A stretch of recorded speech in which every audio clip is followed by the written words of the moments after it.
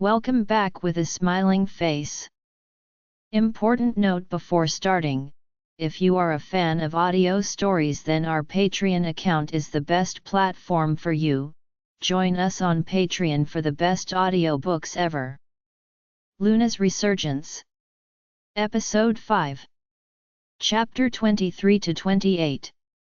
Nick POV watching Lucinda size up one of his unmated she-wolves in the dining room, Kyra right there with her, didn't impress him at all. She hadn't even been in the pack for a day and was already looking for a fight. His eyes moved to the she-wolf in question. She had been one of his previous partners, but he'd only had sex with her a couple of times. Didn't think much of it at all, just annoyed by her sudden bout of aggression towards one of his pack members. That was until Kevin started using his gamma charm on her. After she had nearly stabbed him with her fork completely out of the blue, he'd been about to yell at her for her actions when Jeremy stopped him with a hand on his arm. Boss wolf mates are extremely possessive. Kyra will likely rip that she-wolf apart, he said down the mind link. Nick had glanced at Brady. Look at the she-wolf in question, boss. Nick turned to look at her again, Valerie, and she was looking rather smugly at Lucinda. He had admonished his mate for becoming possessive of him, and Valerie looked like she was clearly getting away with whatever, due to their past. Damn it! Valerie, he snapped at her through the link. That is your Luna, you're testing. Unless you want me to punish you, or her too. Enough. He watched her eyes drop away from Lucinda. Yes, Alpha, she acknowledged. Her tone was compliant, but there appeared to be anger still in her expression. Kevin using his gamma charm on his mate was interesting to see. He knew the man being a gamma had the gift, but had never actually seen him truly use it. Was surprised to see it work so easily, and that accent that had come out of him was new as well. Lucinda had shaken her head, didn't seem to know what had happened or why. She was no longer angry or even upset. It appeared that even Kyra had been subdued by his charm. A very neat trick indeed. Will likely come in handy when Kyra was cranky or Lucinda ticked off at him. He would have to remember that. The angry retort about who Valerie was to him kind of made him happy. She was jealous, he liked it, that she was possessive of him already. But sizing up a she-wolf was a no-go. He watched her storm off and throw her dishes in the sink.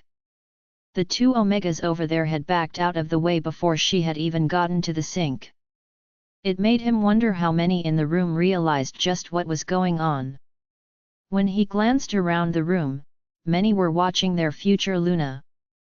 He got up and grabbed her around the wrist before she could run off somewhere. Not currently a member of his pack, he'd have to use Rip to send her out. Didn't know how that would go down, to be honest.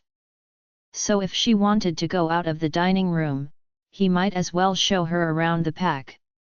He was actually looking forward to showing her around. Was proud that he had been able to turn it around and clean it up after the mess his father and brothers, particularly Liam, had created when he'd been the alpha. Now his pack members felt safe and were happy and contented.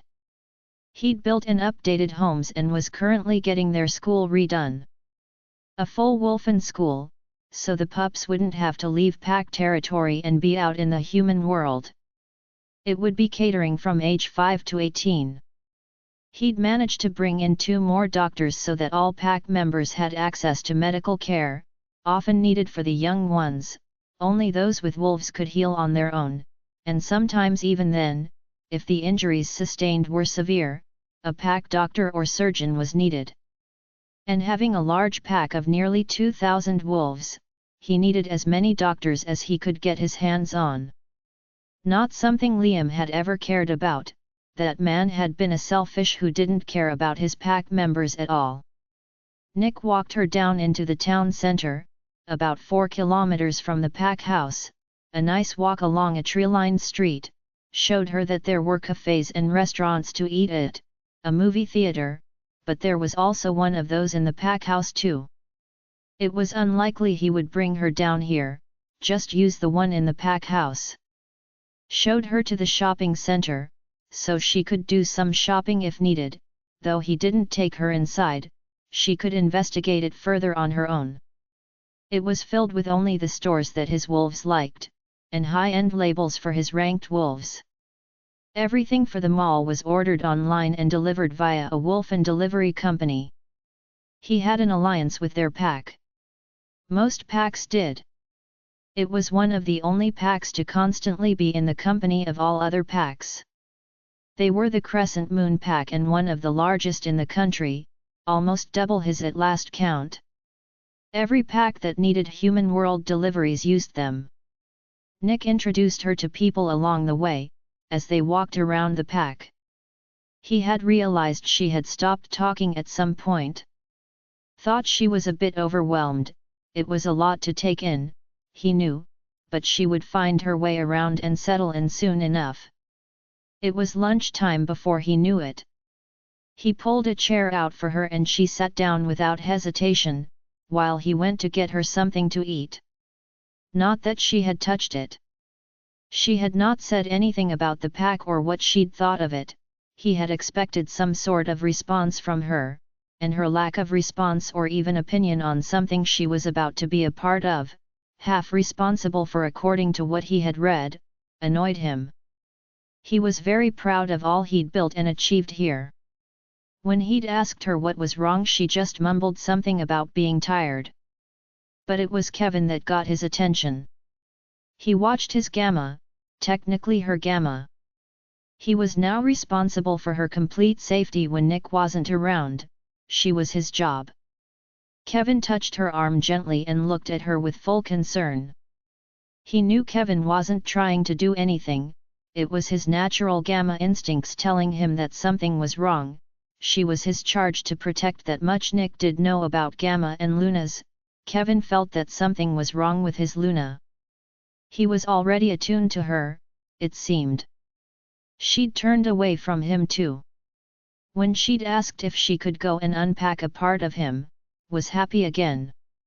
But Kevin's reaction to her was bothering him more. Something was off with her, he just didn't know what. Asking her had gotten him nowhere. She didn't want to talk about it or didn't care to tell him, no trust yet. Taking her into his office to give her the code to their suite. Only he and his unit had it, plus the one Omega in charge of cleaning in there, an older mated she-wolf, someone he'd known and trusted since he was a boy. Watched her look about, saw her look at the two covered pack maps in his office. They weren't normally covered over, but seeing as the way she'd come to his pack, he didn't want her looking at where the Half Moon pack was and trying to bolt for it, the minute she was alone and away from him. When he thought he could trust her not to run away from him, he would show her. As the crow flies, they weren't that far from her old pack, just 3 hours run at full speed Indiana wolf form.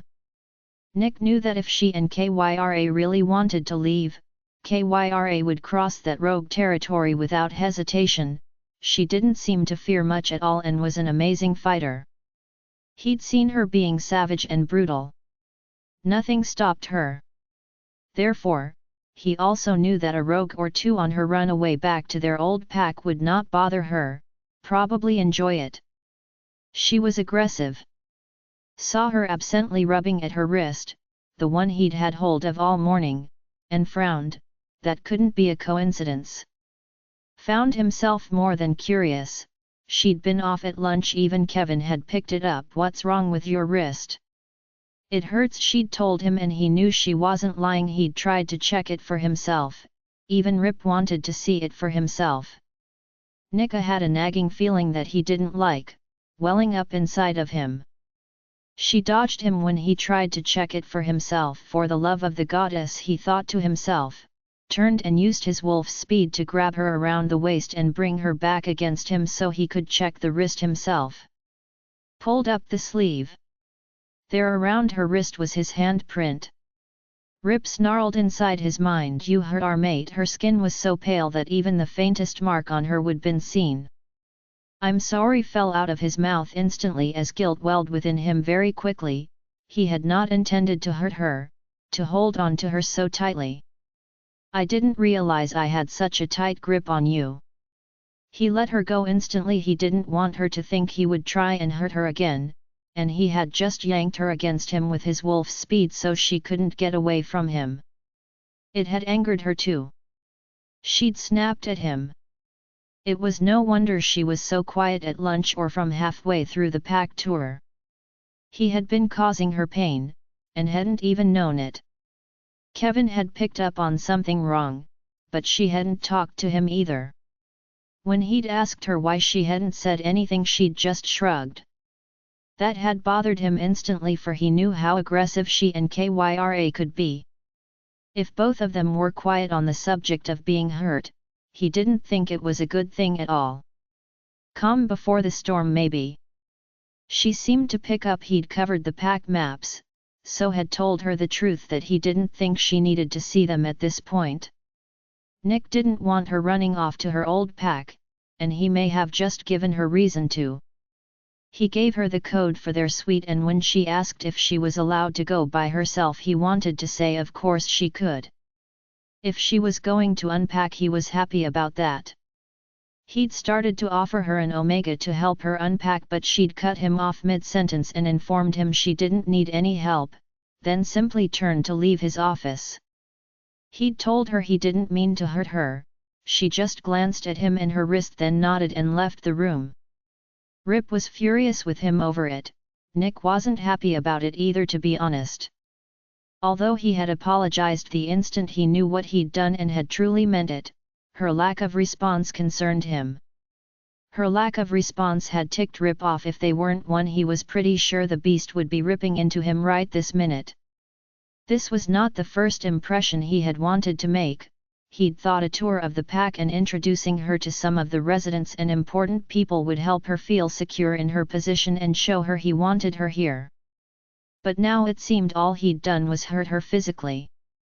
He was still standing in the middle of the room frowning, trying to figure out how to fix it, when his unit walked into the office.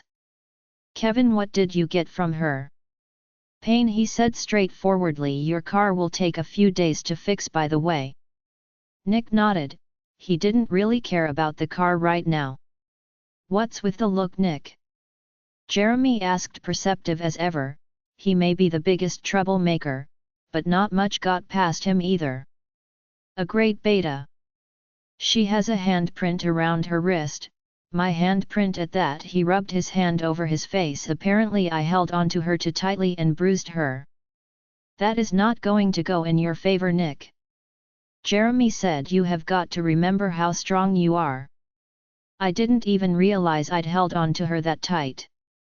"So did you walk her around the pack? Or drag her?" Kevin asked pointedly, looking directly at him with a deep frown marring his face. Nothing ever seemed to bother this man, yet here he was frowning at Nick. Nick sighed.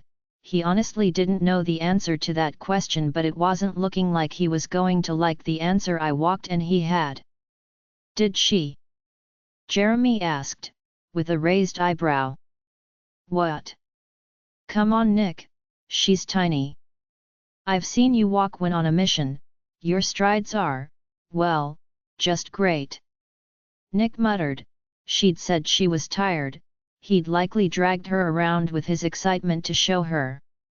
He'd not taken into consideration that she might not be able to keep up with him. He just expected people to keep up with him. He was the alpha after all. He'd also seen how fast she could move too at times.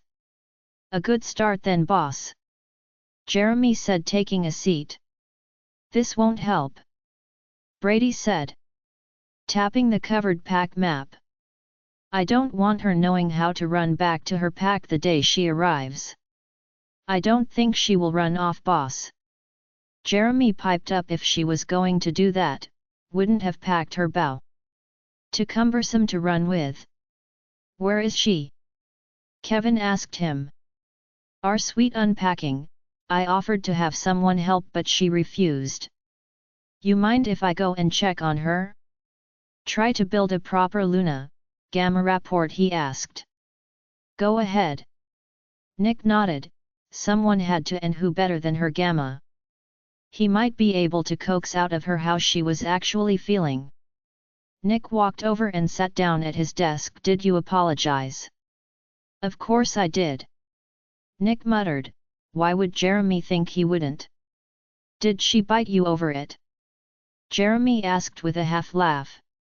Nick just shook his head. That actually bothers me more. No response to it at all. I don't even think she was going to tell me about it. Curious. Jeremy nodded. I'd be watching for some sort of backlash then. Nick didn't think that was going to happen. Something else was bothering her on that front. Have you spoke to your grandmother yet? Yes, we can go and visit her tomorrow, after lunch. All right, he nodded. She said you had to bring cake or cookies. Organize it. Already have, a fully loaded wolf and rum cake and her favorite black and white cookies, with the addition of white rum. The head chef assures me, it will all be ready by 10 a.m. tomorrow. Wolf and loaded rum cake. She's old and likes rum. Jeremy laughed. Yes, Jeremy. I should warn you, she'd not a fan of your family. Who is? He sighed. I'm not like them, Jeremy, you know this. I know this, but still, she won't be nice to you, I imagine. A little harsh on you. Cranky old wolf she is. Why'd she move out there, to the north? Nothing up there but the lake. Exactly why, the lake is quiet and out of the way. Not many wolves isolate themselves, Jeremy. He didn't like it. He had once tried to get Jeremy to get her to come live in town, and if he recalled correctly had told Jeremy to relay her words exactly, tell that alpha to shove it. I know, we're pack animals. Do you know why? She's out there all by herself. I do. Jeremy nodded and sighed, looked at him. My father was just as much as yours was. She's my mother's mother. Right. Nick understood his meaning. So she secluded herself, when your mum died then? Yes, he nodded.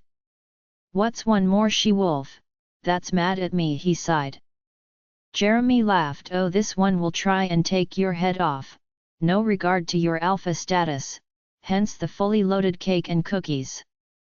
Just great. He leaned back in his chair. Perhaps I should take a case of wolf and rum too. Couldn't hurt. Jeremy laughed. 24. Lucinda POV. Being alone was nice, she could unpack at her own pace. Lucinda took the opportunity to have a look around the entire suite. The master bedroom had already been cleaned. She could pick up the scent of another wolf in the room, a female. She noted the windows were all open and the natural light was filling the room. There was a nice breeze blowing in through them. There were two sets of French doors that were both open and she strolled out onto the balcony. It had a couple of hanging pod chairs. Why, she didn't know. Couldn't see Nick using them, to be honest. But she would. They looked very comfortable, and with her tiny stature, would easily fit. She had a pretty good view of the pack from there. His room was on the front side of the pack house. She could see all the way to the training grounds, down to the pack hospital even. Could just make out the pack's creche and playground off in the distance too. They might wander down there later. They could use some cheering up. She noted there were people on the training ground, smallish wolves, but looked like they were training pretty hard. Lucinda glanced further out, to the treeline, and didn't see any patrolling wolves there. But most pack houses were in the middle of the pack, to give the women and children time to get here, if there was an attack that spilled past the borders. The pack house being the safest place for them. With a lockdown mode to keep invading forces at bay. She sighed softly, that only helped sometimes. She and her people had learned that the hard way. Lucinda shook her head. Let's not go down memory lane today. There was a kitchen and dining room off to the left of the living area through a door. Though not much food was in there, he must not eat much in here. A few snack foods were all there was in the fridge, nothing at all in the large walk-in pantry. She saw the coffee machine, turned it on and, to her surprise, it was full of beans and ready to go. Made herself a cup of coffee. A dark roast blend, strong but smooth, it was good. No milk up here though, Nick must drink his coffee black. Across the other side of the living area there was a private office for him to use. He probably worked late hours sometimes. She didn't move past the doorway. If she wasn't welcome in his office downstairs, she certainly wouldn't be welcome in his private one in his suite. Closed the door and walked away. There was another door on this side of the room, which led off to a hallway. There were 4 rooms down there, all empty. She could tell they were bedrooms, they all had en-suites and walk-in robes. It was probably where he and his siblings grew up. Each room was the same with dark hardwood floors and white walls. Blank canvases, she guessed.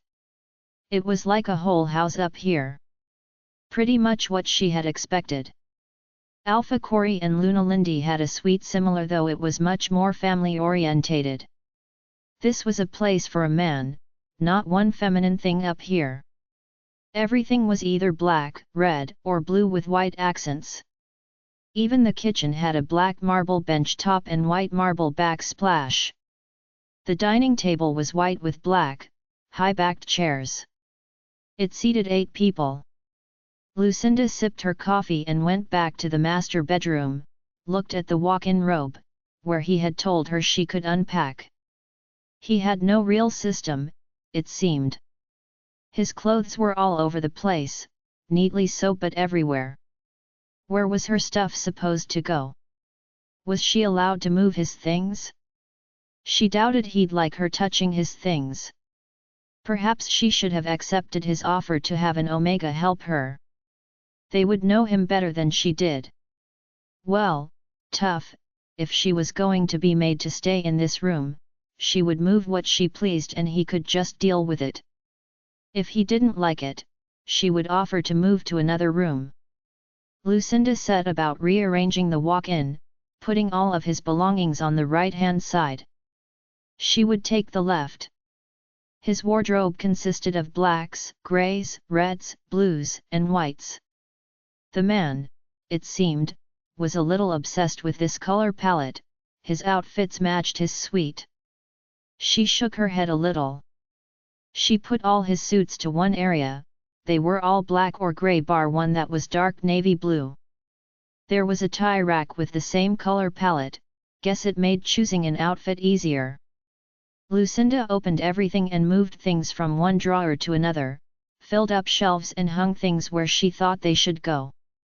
Chuckled to herself, he was going to have trouble finding things. That was amusing to her. Once her side of the walk-in was cleared out, she hung up the few dresses that she had and a few of her nicest clothes as well. Then put things in drawers or on the shelves. Lined up her shoes neatly on the shoe rack at the bottom and stood back to look at her things. Her taste was completely different to his, her side was filled with soft pastel-colored clothing, a stark contrast to his. They had nothing in common, it seemed.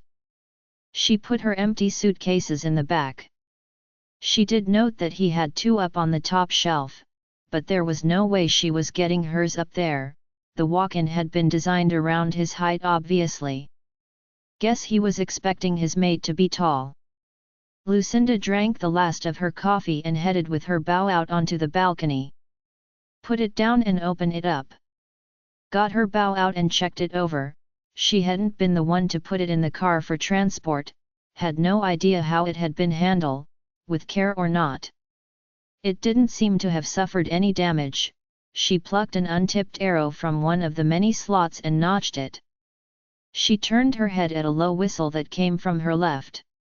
Now that's a nice weapon. She was looking at Kevin, his gamma. Custom-made, she acknowledged his presence and turned her attention back to her bow. She pulled it all the way back and looked down the arrow, still sighted straight and true, so no apparent damage during transportation. "What can I do for you?" "Kevin, was it?"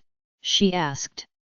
"Well, right this minute, I want to try out that bow of yours." He walked over towards her and her case. Lucinda put her foot on the case's lid and closed it. "No one touches my bow, ever, not even the case. It's my only rule," she told him in no uncertain terms. "Fair enough," he seemed not to really care, "so that is the bow that nearly took Nick's head off." Lucinda couldn't help but smile at that memory. Released the tension on the drawstring without letting the arrow fly. "It is, indeed. Lucky you didn't take his head off, huh? Being that he's your mate and all. Realistically, I didn't know then. So even if I had," she shrugged, "I wouldn't have known it. But you'd be mateless right now." Lucinda half laughed. "I was already mateless before." So, again she shrugged, it wouldn't have affected her, just meant she wouldn't be here right now. "No difference." "Ah, I did hear you had a mate previously," he smiled at her, "a good wolf, I hope." Lucinda turned her eyes on him. Was he here to pry information out of her? She was not so dumb as to fall for that. "So who tried to assassinate your alpha?" She changed the subject.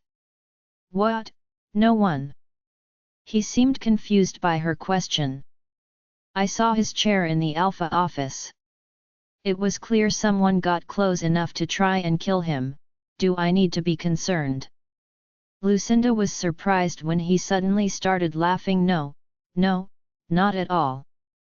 It's nothing like that.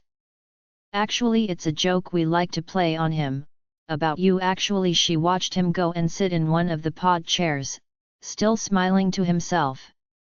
"About me? You didn't even know about me." She frowned at him, not really understanding his point. "Oh, it's about you. Jeremy is a bit of a prankster, and that day you nearly took Nick's head off." With that he indicated her bow, that she was still holding, and the knife in his boot as well. He chuckled now. "Well, Jeremy, I and Brady even," he shrugged, "have never let him forget it." "What?" She frowned at him, still not getting it. "Oh, once we heard you were a girl, it was a great source of amusement for us." "Not for Nick," irritated out of him.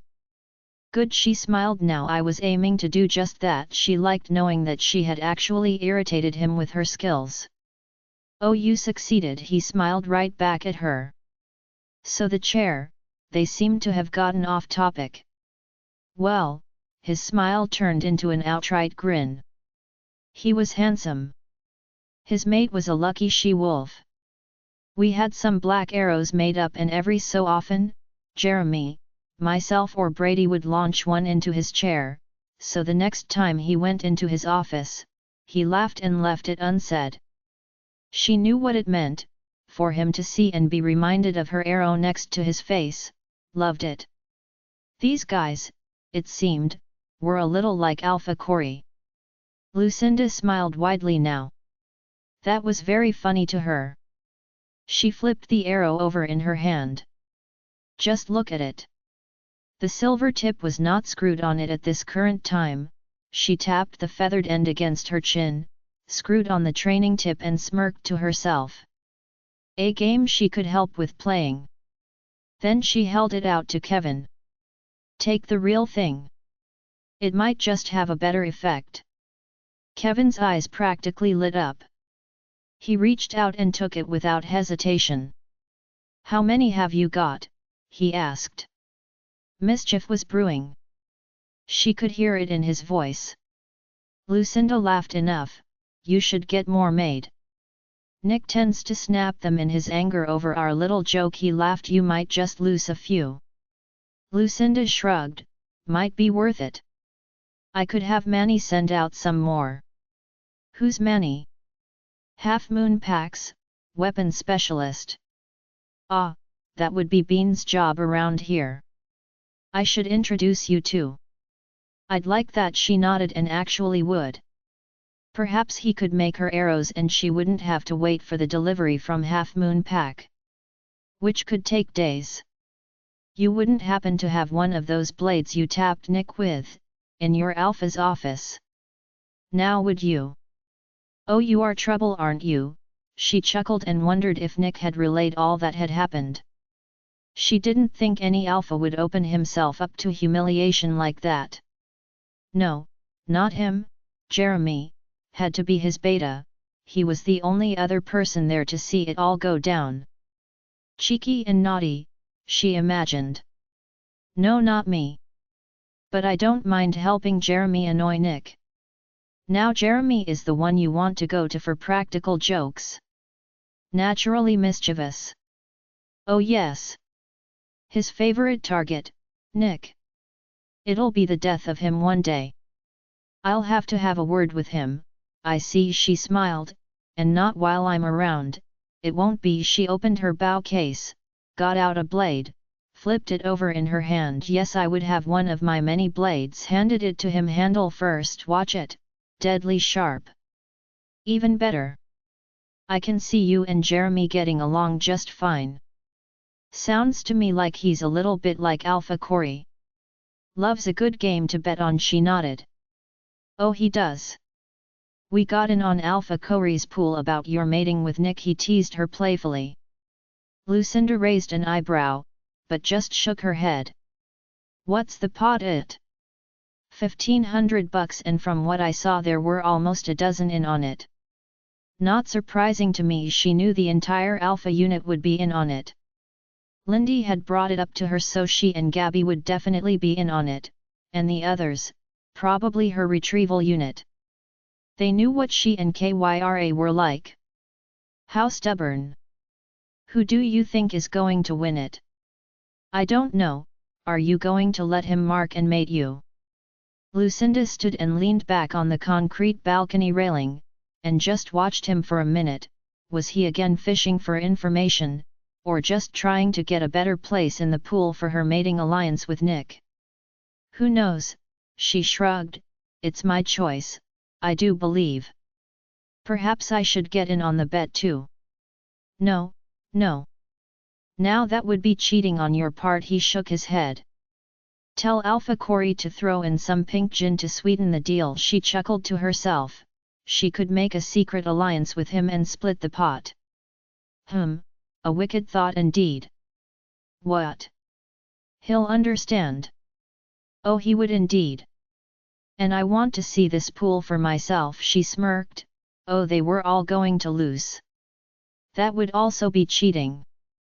Maybe, but perhaps I'm just curious. What's Nick betting on? She was curious as to how much confidence he had in his ability to seduce her. Kevin stood suddenly. Oh, he doesn't know. Outright forbid Jeremy from betting on him getting you marked and mated, so of course, Jeremy has too.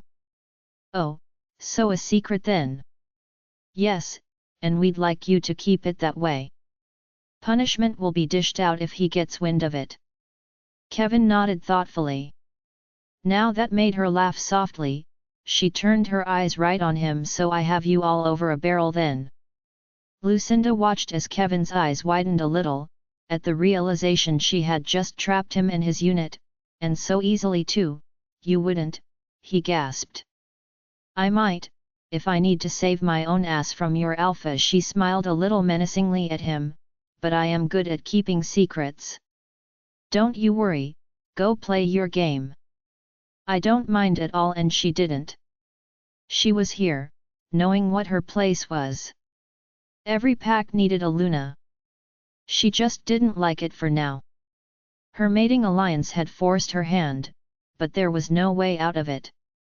Nick had told her he wouldn't be accepting any rejection, she voiced. Which meant they were both stuck for now. The only way out of it was if he voiced a rejection to her, and, from the way he had been with her this morning, he had every intention of seducing her. It was probably just a matter of time. The mate bond would draw her to him whether she liked it or not.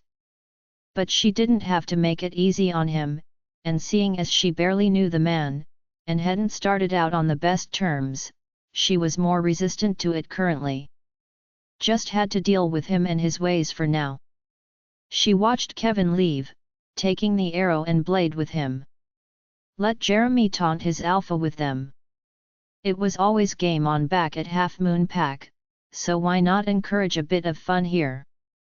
Besides, she liked the idea of helping his beta to annoy him, so why not? A little payback for her sore wrist and being dragged about the pack today.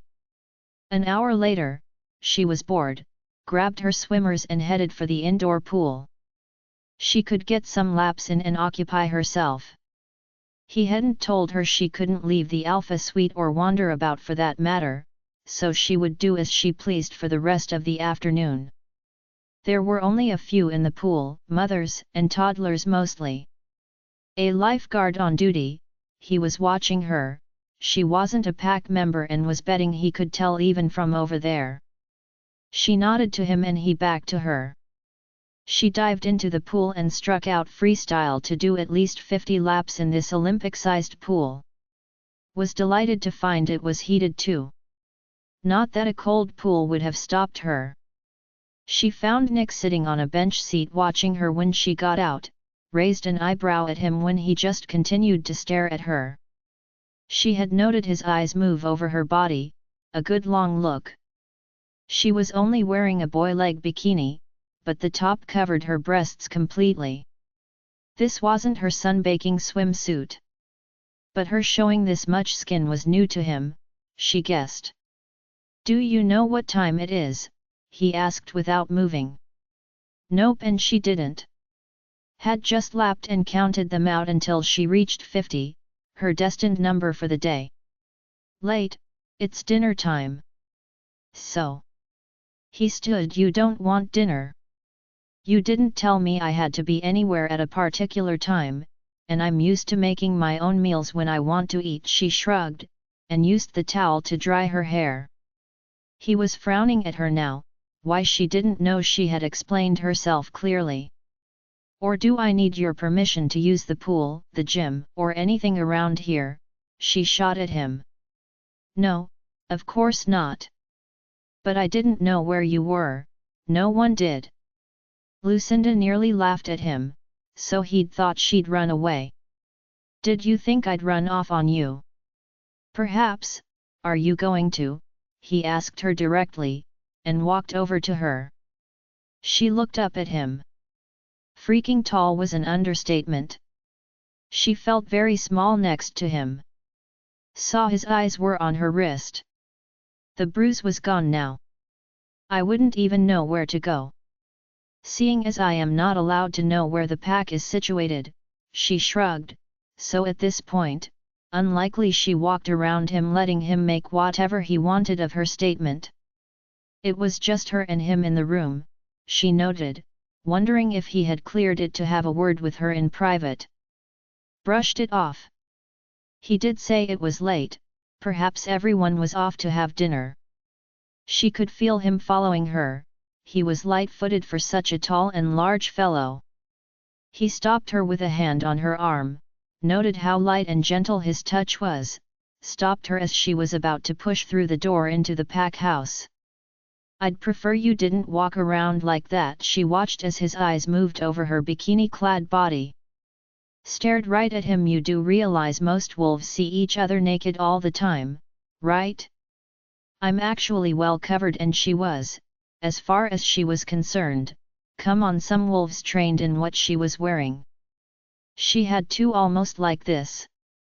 "Yes, I know that. I am well aware of that, Lucinda. But you are my mate and, honestly, I don't want others seeing you naked or even," he indicated to her bikini, "even this close to being naked." Lucinda thought he was nuts. Nobody gave a damn about nakedness in wolfen packs, it was practically the norm. Pulled her towel around her. "Happy now?" she shot at him. "You know you didn't." She pushed out into the pack house. "Have any concerns letting Jeremy see me naked the other morning, when the two of you were blatantly staring at me?" He got just as good an eyeful as you did that day. I didn't know you were my mate then, he replied, as if that explained his actions. And what happens when we're attacked and I have to shift? I'd prefer you were here, I and my unit can handle rogue attacks. Lucinda stopped walking and turned to look right at him. That is not going to happen. Kyra is a fighter and she is very good at it. You deny her natural instincts, and you might find yourself getting bitten or worse for that matter. He was frowning down at her now. We'll discuss it later. Please go and get dressed and come down for dinner. Lucinda turned and walked away. I want you to stock the sweets kitchen, she told him as she walked away. I like milk in my coffee. 25. Nick POV. Leaving Lucinda alone to unpack had to be a good thing. He would have to give her some space after dragging her around all morning, and he now knew that was exactly what he'd done. He'd seen it for himself when he'd checked the pack's security cameras. Something he had installed around the pack to help make his she-wolves, mated and unmated alike, feel safer as they moved about on their own. Liam and his alpha unit had terrified a lot of them during his reign, after Liam had killed his older brother Alex to take over as alpha. Alex had been no better than their father, but Liam had been a nightmare for his pack. His rule had been short-lived. Nick had seen to that. It had been just 1.5 years before Nick had felt he was strong enough to step up and take down his alpha-blooded brother. It had been a horrendous 1.5 years for every she-wolf and even their mates. Liam was exactly like their father was. He'd had no regard for anything or anyone in this pack. As far as he was concerned, they were his pack and he could do as he pleased with all members. He was the alpha and took what he wanted when he wanted. Regardless of the she-wolf's status. Mated or unmated alike. He had not even cared if they were ranked members of the pack either. Jeremy had to fight that day as well, his own brother. Between the two of them, they had taken down their own siblings, to take full control of the pack. He had killed the Gamma and Delta himself, though they had stayed out of the fighting, hoping to retain their positions.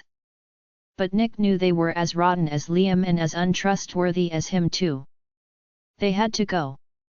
He had not spared anyone that had marked or mated over the top of another bonded wolf, leaving their mate to die as his mother had. He wouldn't stand for it.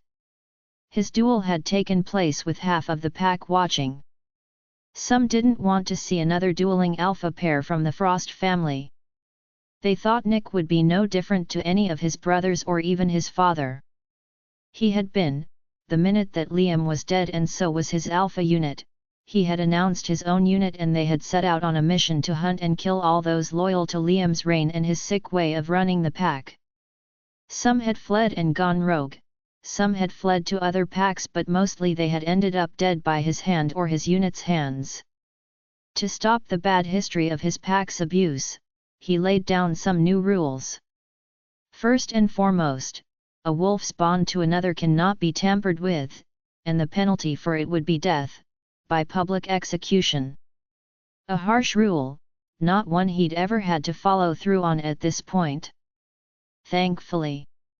He'd spend a year cleaning up after his brother's mess. Setting up security for his own pack to help them feel safe inside their own pack, something every wolf should feel. Made sure his unit was in check at all times, though he'd known Jeremy since he was 6 and Kevin and Brady before that. Getting them to help him out to take over had not been an easy task. Well, Jeremy was in on it, hated his brother with a severe passion like nothing Nick had seen before. Kevin and Brady would only back him up if he'd won the duel. They'd heard how he'd wanted to turn the pack around and make it better. Both wanted that, but had not particularly wanted to have to deal with Liam and his unit if Nick had lost. But Nick had known he wouldn't lose. He had something none of his brothers had. Pure alpha blood. His mother was actually his father's goddess-gifted mate. His actual Luna, he now realized. Which made him the strongest heir to the pack. All the others were just bred from chosen mates, some willing, some not. His mother herself had also had alpha blood. She was the third-born alpha daughter from a smaller pack, and his father had claimed her right away. Spent 5 years with her, the longest time for him with any one of his she-wolves. Till he'd turned on her too. Goddess only knew why. Nick had some memories of his mother but not many, being so young, but there was one he held that showed him how much his mother had loved her mate, his brute of a father. He didn't know why she did. Nick had never forgiven his father for killing his mother.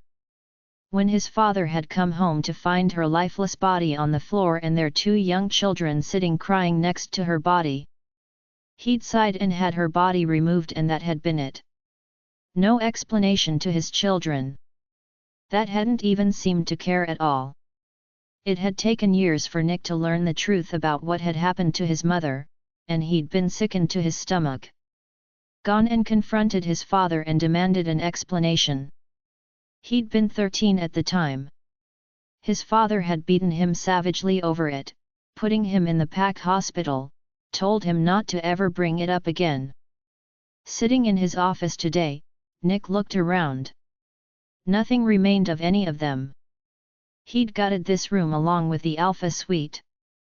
He had security cameras everywhere, even in this office.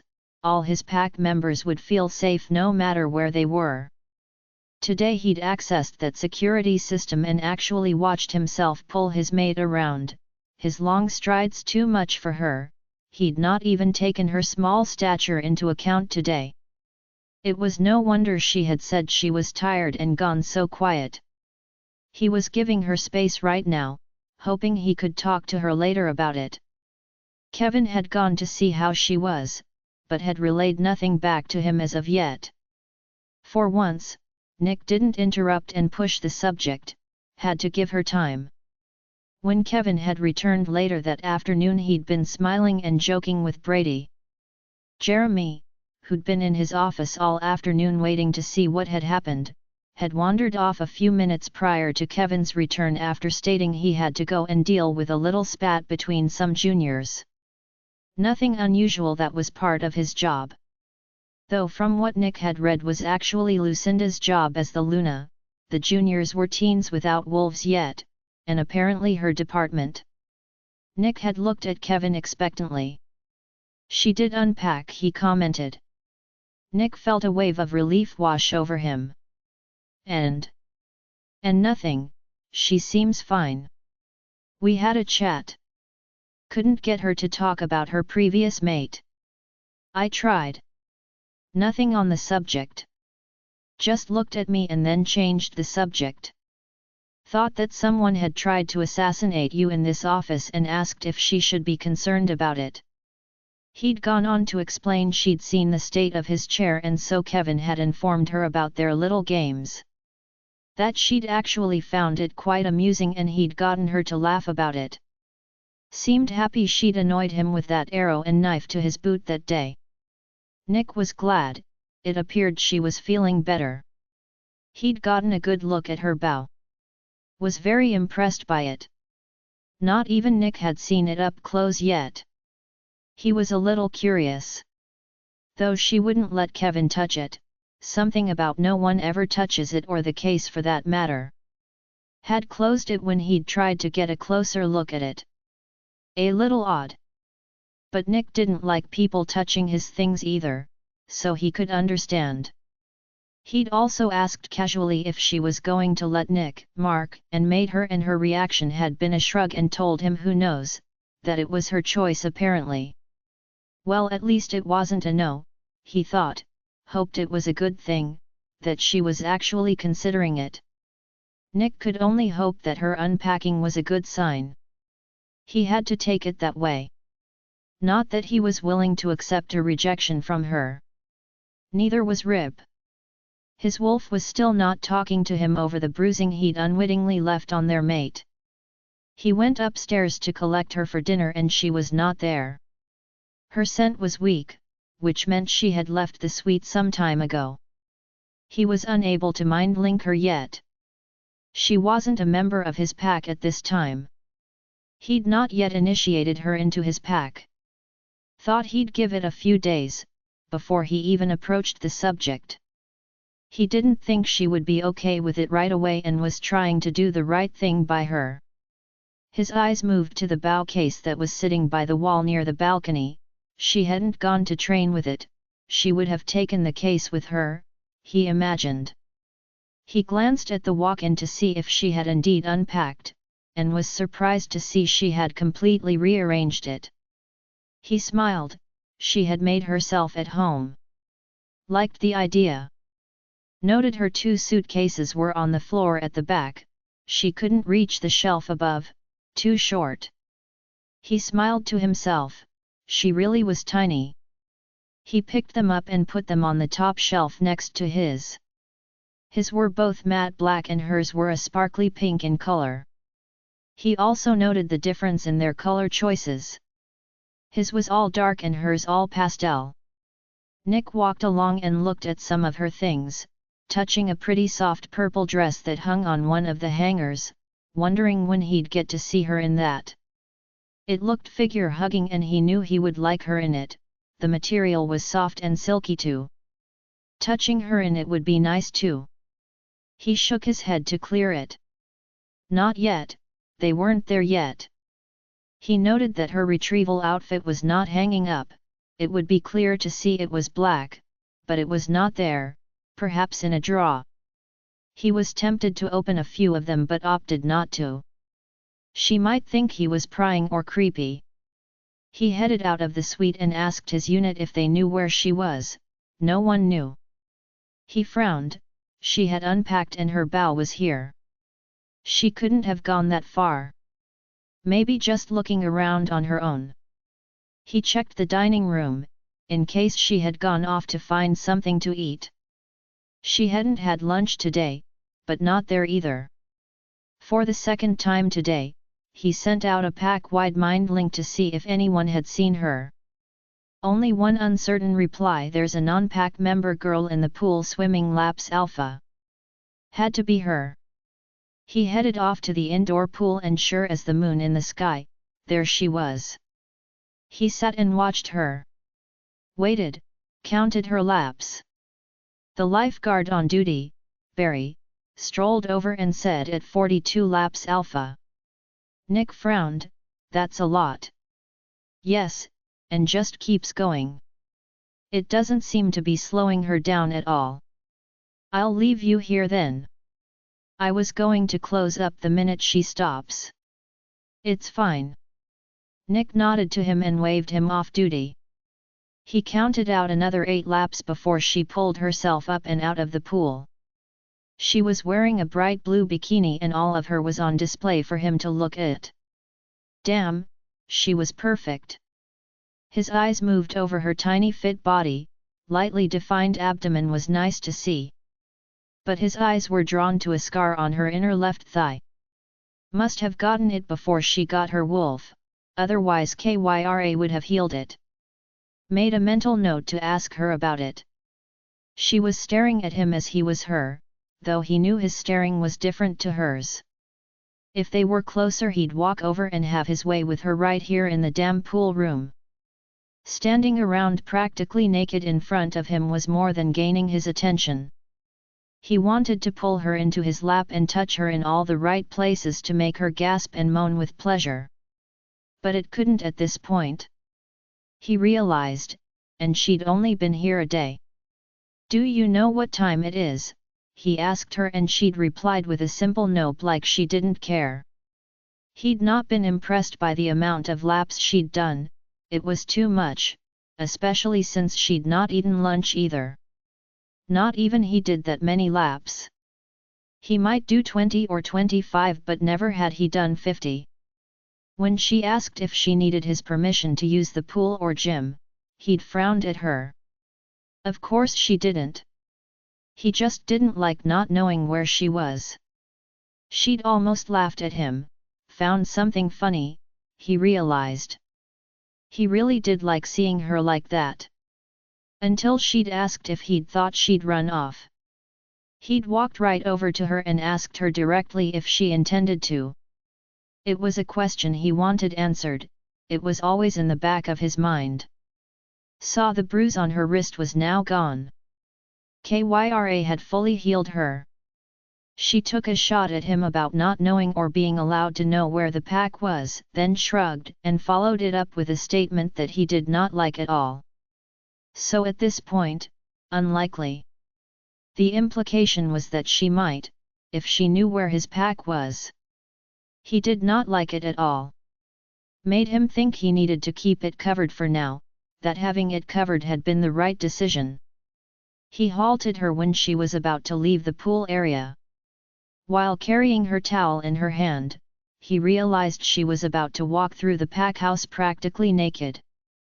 That thought had pushed him to halt her, though he'd remembered to keep his touch gentle on her, not wanting to hurt or mark her skin again.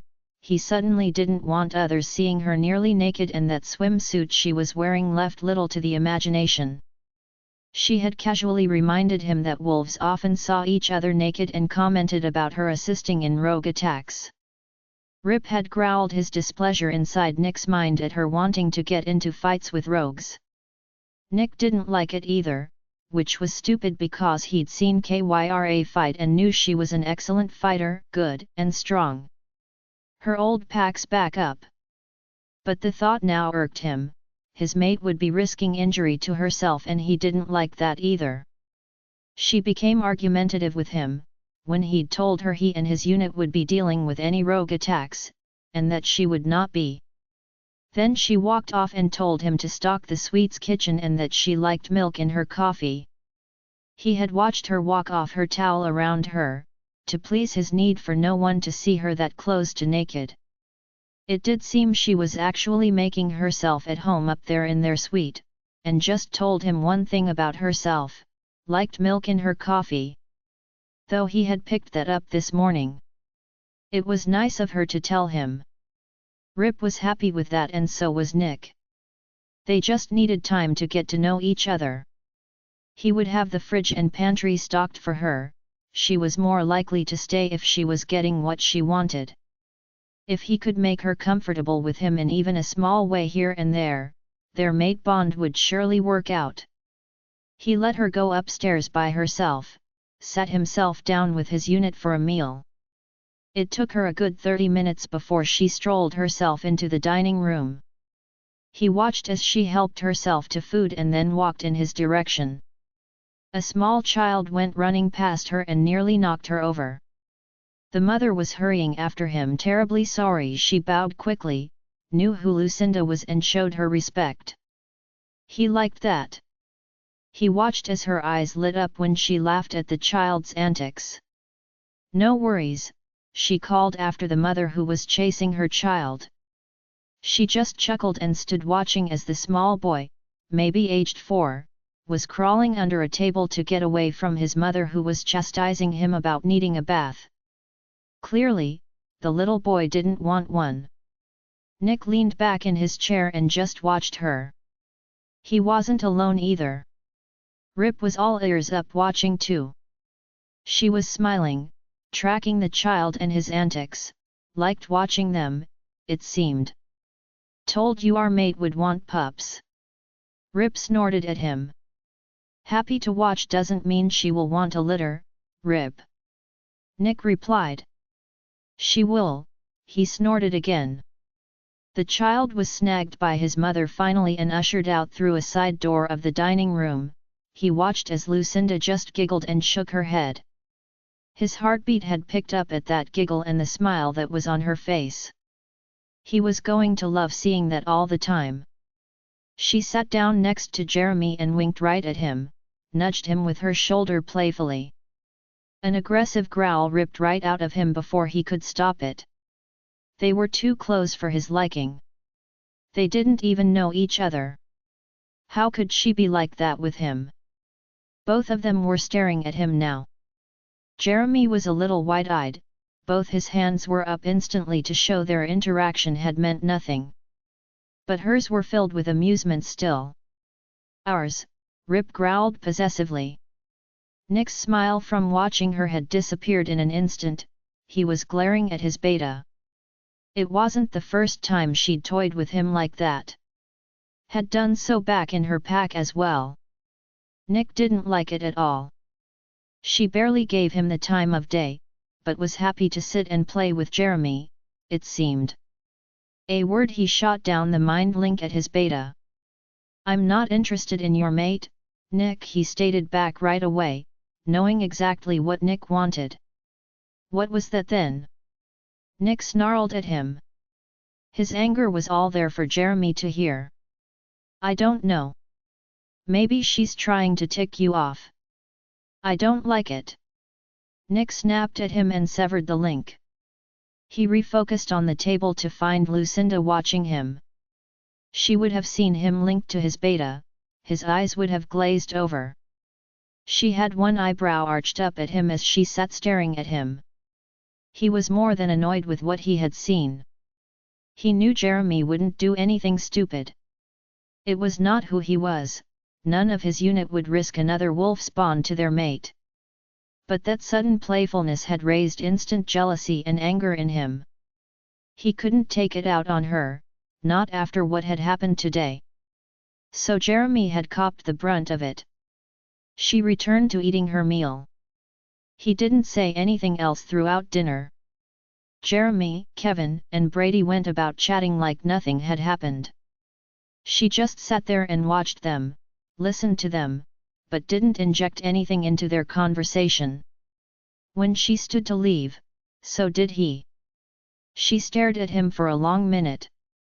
Don't get up on my account, she'd stated calmly. I'll be going upstairs, in case you must know, and he'd watched her turn and leave. Let her go. Turned and glared at Jeremy, couldn't help it, was still annoyed about the moment he'd seen pass between the two of them. He retreated to his office and buried himself in the mountain of paperwork he had on his desk to do. Even his unit left him alone after dinner. It was late when he made his way to his suite. He walked into his bedroom. She was asleep in their bed, a wall of pillows had been placed behind her to keep him at bay. Like that was going to work, to stop him from pulling her into his body or snuggling up to hers. He showered and changed for bed. Shifted all the pillows out of the way, slid right up next to her. He wanted to be close to her. No pillow was going to stop him. He knew she was no longer asleep. Her heart rate had increased slightly and her breathing pattern was a little faster. Nick curled an arm around his tiny mate and said nothing. Pretended he had no idea she was awake and felt his body relax once he was settled right against hers, closed his eyes and breathed in her scent. It was really odd. All his life he'd always slept alone, never had anyone, allowed anyone, to sleep over, and yet with her it just felt right. There was no way he was not cuddling her body with his all night long. Till he had scented his mate out, he had never even once thought about it. He never felt lonely in his bed. He had never desired a body next to his, but now not only did he want her in his bed, he wanted her right next to him. The only thing that could make it better right this minute, was if she was cuddling him right back. 26. Lucinda POV. Even in his sleep, the man had a grip on her. She'd waited patiently for him to fall asleep, not wanting to have to deal with him or any of his seduction techniques. After he'd crawled into bed and tossed all the pillows, she spent time carefully making a wall out of, to keep him at bay. He'd clearly not liked it and wasn't standing for it either, slid his body right over to hers and curled an arm around her and relaxed against her. Mate bond was strong for him, that she was already sure of. If it wasn't, he'd have hesitated to touch her. It hadn't taken that long for him to fall asleep. Lucinda had tried to slip from the bed, from out under his arm, but every time she had moved his arm had moved with her. Instinctively adjusting to her change of position. The one time she'd tried to lift his arm off of her, his hand had curled around the other side of her waist and he'd firmly held her in place. Possessive much, even in his sleep. She knew he was asleep. His breathing had not changed once and his heart rate was steady and even. Bond had him in a good grip. She'd given up in the end. There was no use, the mate bond for him was already strong, it seemed. The way he'd growled at his beta earlier had told her he was likely to start becoming possessive of her. One day here, and the man was already displaying jealousy and possession of her.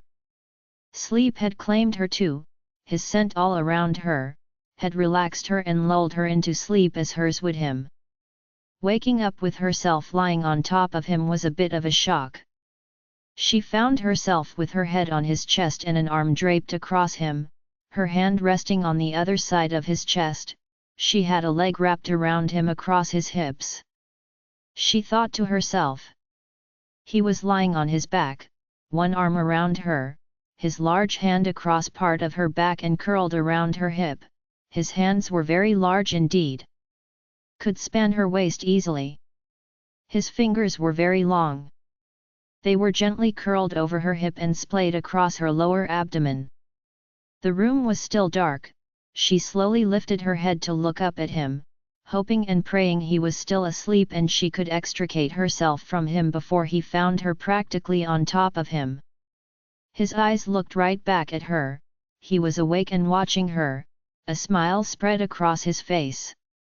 "Good morning, my dear," his voice was soft and husky. She felt her heart rate quicken and Kyra purred softly all of a sudden. He must have heard her or maybe felt the vibration of it through her body being pressed against his. Because he chuckled softly. "Got yourself in a bit of a pickle, I see," amusement clear in his tone. Lucinda glared at him and when she moved to get off of him, found herself pinned underneath him, she gasped in shock, and his mouth was on hers, his kiss was soft and gentle, surprising her completely. His mouth moved over hers gently as he started to nibble a little on her lower lip.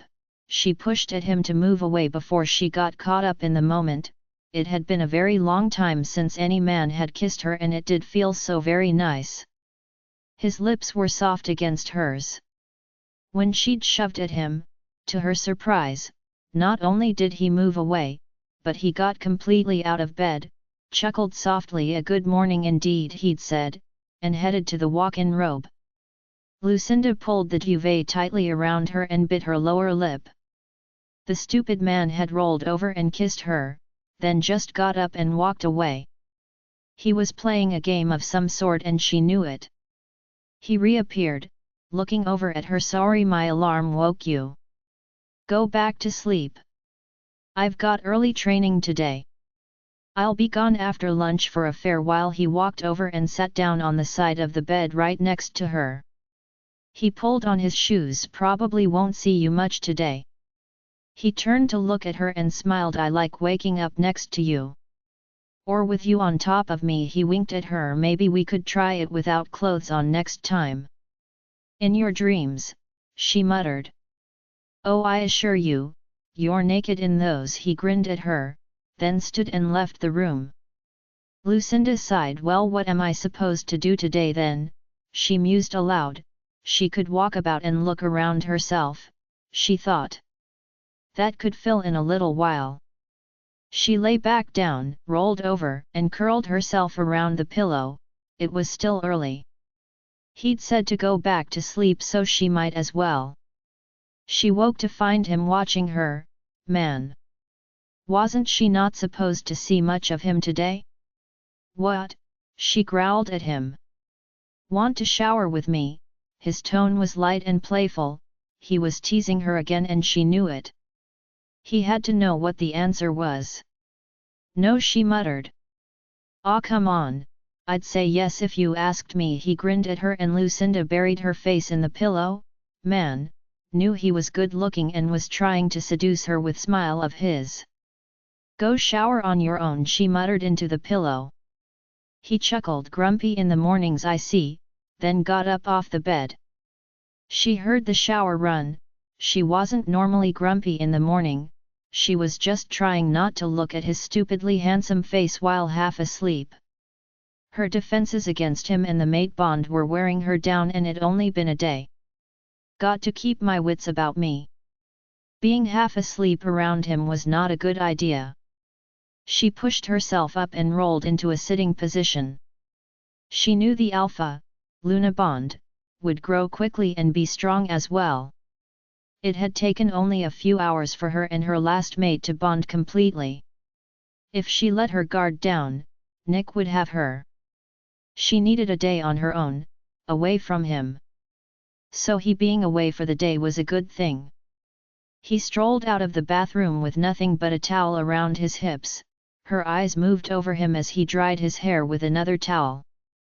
His body was still covered in water droplets from the shower and she was watching them slide their way down his body, over his abdomen down to the towel, and was really having trouble trying to look away.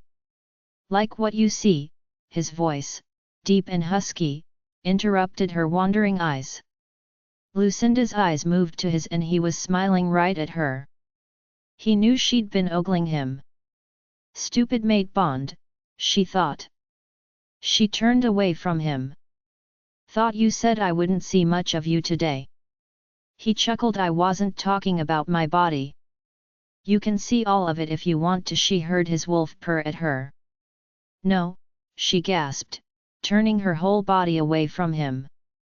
Kyra's ears were up and she was keen, that much was certain to Lucinda. Her mate's purring had gotten her full attention. She heard him laugh at her reaction to him. You know, you might like what's under the towel. He was very amused and didn't seem to be able to stop himself. Lucinda bit down on the response. She knew was going to come out of her mouth, about all the other she-wolves who'd seen it too. It would likely start a fight and she didn't want to fight with him, actually wanted to discuss her going on patrol or something, otherwise she was going to be very bored, very quickly. Is there a chance we can discuss me and Kyra patrolling? She asked him. Not today, unfortunately. I can't have you on patrol unless you're willing to let me initiate you into my pack. Are you willing to do that? Lucinda turned and looked at him with a frown. He was drying his chest now, was still smiling at her.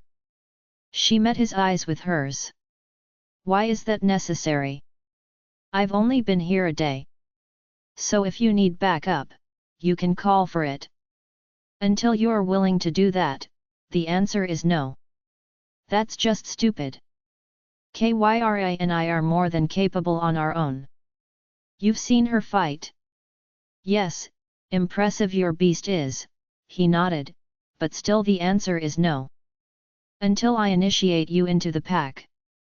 So let me get this straight, I'm not allowed to do anything till then. She was getting angry now. That's correct, he nodded. I can initiate you right now if you like. No, she snapped at him. I don't see why that is at all necessary. Well, if you change your mind, I'll be in my office till lunchtime. My Omega Samantha will be coming by to stock the kitchen as you requested, today. Please be nice to her. He'd walked off into the walk-in, to get dressed. Samantha turned out to be a wolf in her 60s, she smiled right at Lucinda and accepted her offer to help her unpack everything. She had brought a lot of food on a 3-shelved flatbed trolley, including milk. Lucinda liked her. She was nice and motherly. Asked her about who cleaned the room yesterday. The woman had chuckled at her. That would be me, my dear. Nick doesn't allow anyone but the Alpha unit in his room now. That got her attention. What do you mean no one? I know he's not a virgin wolf. Samantha laughed. Neither are you, it seems, she said, referring to the scars on her previous bond which could be seen due to her wearing a singlet top. No, my mate died when I was 18. Lucinda nodded. Nick has never brought a she-wolf in here, to my knowledge. Samantha told her, uses the room across the hall for carnal activities. That was at least something. She was a little happier knowing she was the first girl in his actual bed. She made coffee for both of them while they packed the pantry. Samantha asked her lots of questions about the things she liked to eat, her favorite shampoos and conditioners. bathroom products and, if there was anything in particular, she would like to have around the suite itself. Murmured how the place was too dark and masculine and needed a woman's touch. Winked right at her. I'm probably the only one who'll not get in trouble for helping you change a few things. Mischief was brewing. What does he hate the most? She asked. Samantha laughed. You and Jeremy will get on well. Lucinda already knew that, but she was pretty sure the wink to him yesterday and the playful bump into him had gotten the man into Nick's bad books. But she hadn't been able to help herself. She knew Kevin would have given him her arrow and blade, and she wanted Jeremy to know she was willing to play along too. And with Nick right there, couldn't very well voice it. Though being in Nick's bad books didn't seem to bother Jeremy all that much, he'd brushed it off quickly.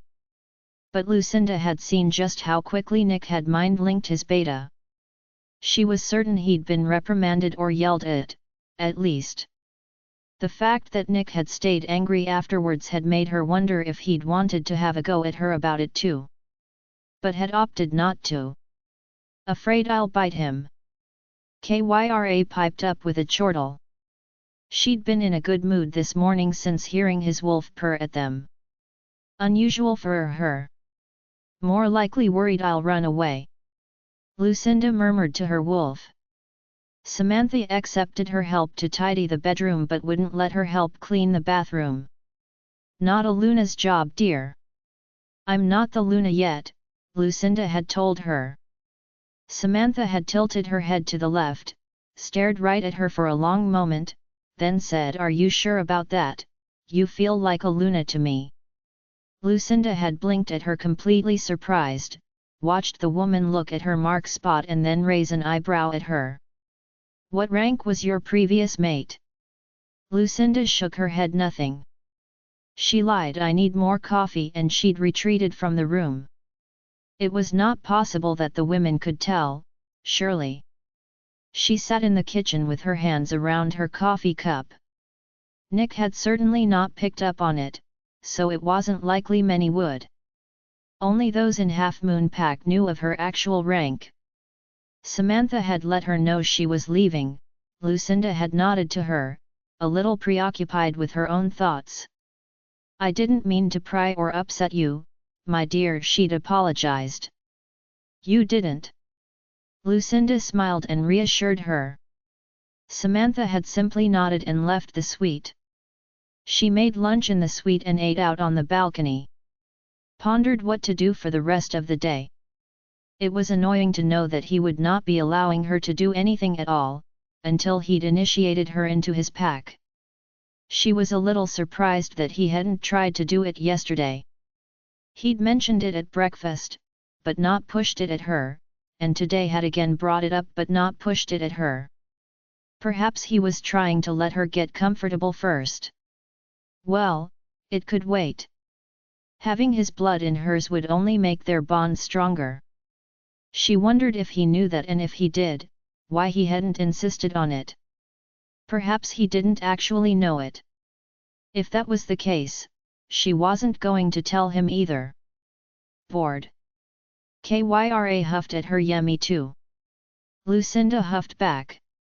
Hunt. Might get into trouble, but it would at least give them something to do. Train. Now that I'm sure, it won't be a problem. Lucinda agreed. She headed back inside and changed into training gear, forest green 3/4 tights and a mating gym top, the better to blend into the forest with. She grabbed her bow case and headed off to the training ground. There was currently no one using it.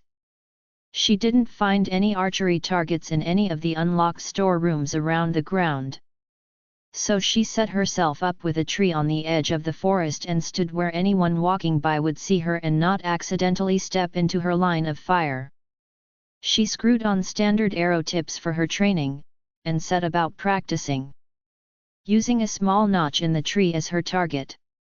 Stepped out and away after each round, increasing the distance to push her training to a harder level and gain more experience and challenge herself. It helped that it was a bit windy too. Found several teenagers sitting watching her after a while.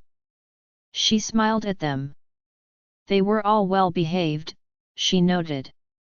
One of them actually approached her as she was going to collect her arrows, and asked where she'd learned and how she could learn herself. Lucinda had answered her. She told her about learning as a child. Her father had taught her, and had seriously devoted herself to the skill after he'd died.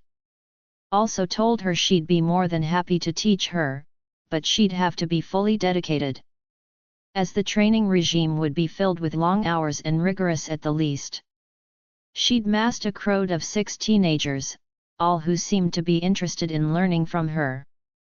They would all have to get their parents' permission, and one of them had signed the alphas too. Lucinda laughed. Actually, you don't need his. He told me everyone here trains. This would be training too. One of the girls, Cindy, laughed out loud. Oh, I bet he'll love that. You telling him what to do? I don't really care. Lucinda winked at her. So go get your parents' permission, and I believe Beans is the weapons specialist, get him to make you all a bow, or I can find him if you point me in the right direction, and get him to do it. She watched them all bow slightly. She bowed back and chuckled as they all ran off chatting excitedly. Won't give me anything to do. Well, then I will make my own unit. The Luna's unit I shall call it. Kyra chortled a lot. Devious woman.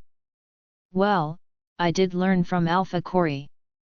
Let's just see how long we can keep it from him, she snickered. Rabbit was suddenly growled in her mind.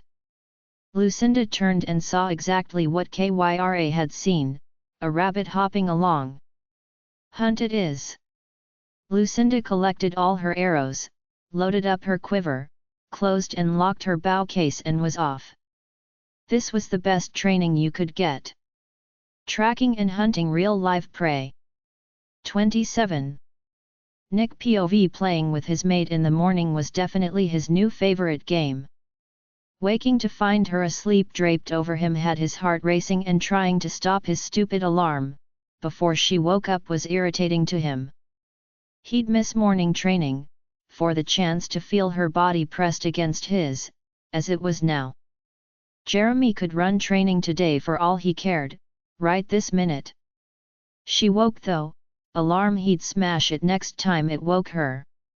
She was only wearing a tiny pair of satin shorts and a satin singlet top. Ah, so much bare skin for him to touch. Her face was pressed against his chest, lying right on Rip's tattoo of himself. His beast was also awake and purring softly, at the closeness of their mate. Her arm was stretched across his chest, her hand resting on his other pec, but it was that leg, draped high across his hips, that was the nicest feeling for him. She was wrapped around him like she owned him, he loved it. Her whole body was pressed right up against his. Goddess, let her want me to mate her already. He sent up a prayer to the moon goddess herself. He'd never before in his life found a she-wolf that didn't want him to bed her. Yet his mate was so stubborn about it. When her eyes had lifted to his, he'd known she was praying he was still asleep. Once again, their mate bond was working in his favor. He'd done nothing to get her into this position, he was genuinely enjoying every morning. Got yourself in a bit of a pickle, I see, he'd smiled down at her. She had instantly glared up at him, at his amusement, and tried to get off of him, and he had not been able to help himself. He'd rolled right on top of her, pinning her underneath him. Propped himself on his elbows and heard her gasp, saw her mouth open slightly and press his mouth to hers, softly wanting to taste her. Those soft plump lips of hers beckoned him. He knew he was asking for a beating, but damn it, waking up like that was a turn on. She was lucky when he'd rolled on top of her he'd shifted slightly, so she wouldn't feel just how much he was truly enjoying this morning. And goddess he was. He nibbled on her lower lip softly, trying to elicit more of a response from her, felt her push him to get off of her, he smiled to himself and got up, and out of the bed and headed straight for the walk-in. Didn't want her to know just how excited he'd been, right this minute, or push his luck. But he couldn't keep the chuckle to himself. A good morning indeed, he stated. He needed to stay in the walk-in to get dressed, to give himself a minute to calm down. He couldn't, however, stop smiling to himself. He'd totally expected to be bitten or slapped at least, but no, she just laid there and for a good 20 seconds had actually let him kiss her, his tongue tangled with hers for a brief moment gently. She'd been shocked by his action, but he'd take that 20 seconds every morning, if he could get it. He'd come out of the walk-in once he'd calmed down, and informed her of his schedule, hoping she'd want to ask what he was up to, not that he was going to tell her. He lacked so much knowledge about Luna's it was embarrassing, and he didn't feel comfortable telling her about his deficiency in this case. Didn't know what she would make of it, or how she would react to it for that matter. He'd sat right next her on the bed and she'd not moved away from him. He'd liked that. He put his shoes on and couldn't help but tease her about their last 2 mornings here in their bed. I like waking up next to you. Or with you on top of me. He'd winked right at her playfully and teased her a little further, just to see what her reaction would be. Maybe we could try it without clothes on next time. In your dreams, she'd muttered right back at him. Eliciting the only response he wanted her to think about. Oh, I assure you, you're naked in those. He'd left her on that note, had still been smiling when he'd met up with his unit on the 4th floor. They were all looking at him questioningly. No, he'd answered their unspoken, but obvious question, of did he mark and mate her? Just a nice wake up. He'd smiled and headed off down the stairs at a trot, leaving them to all follow him in his merry pace. He'd still been smiling when training had finished. He was actually itching to get back to her, up there in their bed. To wake her up and tease her some more. Mornings were now his favorite time of day. He could see his unit and his warriors all watching him, they could all see he was happy. Probably never really seen him like this, he guessed. Well, they'll have to get used to it.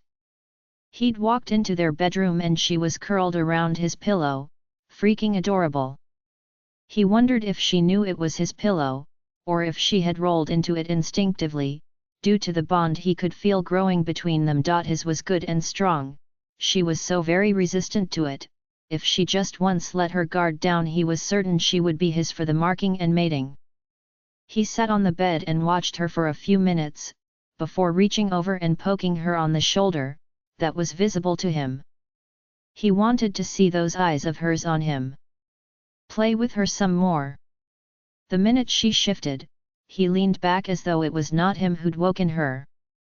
The word "what" had been growled at him, a little of kyra in there too, he thought. Want to shower with me? God, as he loved teasing her, even liked the flat-out refusal she gave him. No, aw come on, I'd say yes if you asked me. He couldn't keep the stupid grin off his face, when he said it and watched her bury her face back into that pillow, that was his. He was never going to refuse her, once they were mated. Go shower on your own, she spoke into his pillow. He chuckled. Grumpy in the mornings, I see, and simply got up to shower. He already had every intention of coming out of the bathroom with only a towel on. The sun was up and the room was light. She would get a real good look at him. It was playtime as far as he was concerned, and not seeing her for the rest of the day was going to annoy him. He just knew it. He would have to get her phone number so he could text her when he wanted to, when he missed her. Stupid, he thought. She was never really that far away. How could you miss someone who was technically still in your own house? But until he could initiate her into his pack, texting would have to do. He would get her number tonight. Stepping out of the bathroom, still dripping wet as he intended to, a towel wrapped low around his hips, leaving all of him on full display for her. He smiled as he watched her eyes roam over his body. She couldn't look away, it seemed. He was definitely getting his desired effect. He dropped his voice to his tone, all deep and rich like what you see. Her eyes had moved to his and then she'd turned her face away in embarrassment. Thought I wouldn't see much of you today. Nick knew exactly what she meant, but couldn't help but turn it around to tease her.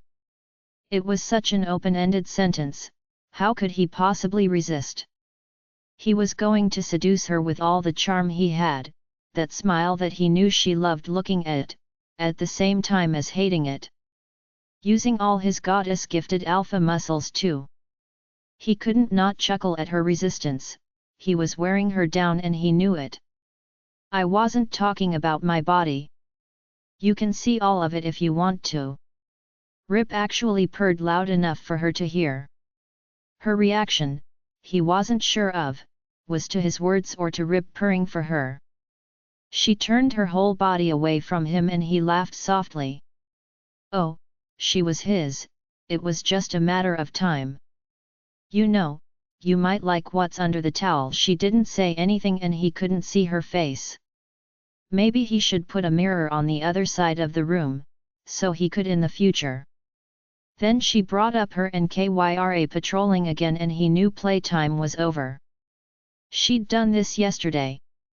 His opinion had not changed in the 24 hours since she'd last asked. He'd asked if she was willing to let him initiate her into his pack. She'd skipped over it yesterday and he'd let it go.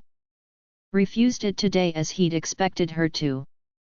Stated she'd only been here a day. Any normal mated couple would have their female initiated into their pack right away. Actually, that was what he would be doing with all the newly mated females that had come back from the mating ball today. It wasn't a hard or long process, a simple cut to his hand and theirs, the merging of his blood with theirs. Then they renounce their old pack and pledge loyalty and allegiance to him and his pack. The only discomfort from the release snap of the bond to the old pack could be painful, depending on how deep the connection was to the old pack. He knew Lucinda's connection to Half Moon Pack would be deep and strong due to her twin sisters, it was going to hurt her probably. It's why he had not pushed the subject. Was giving her time to adjust to it. He was going to have to push at some point though.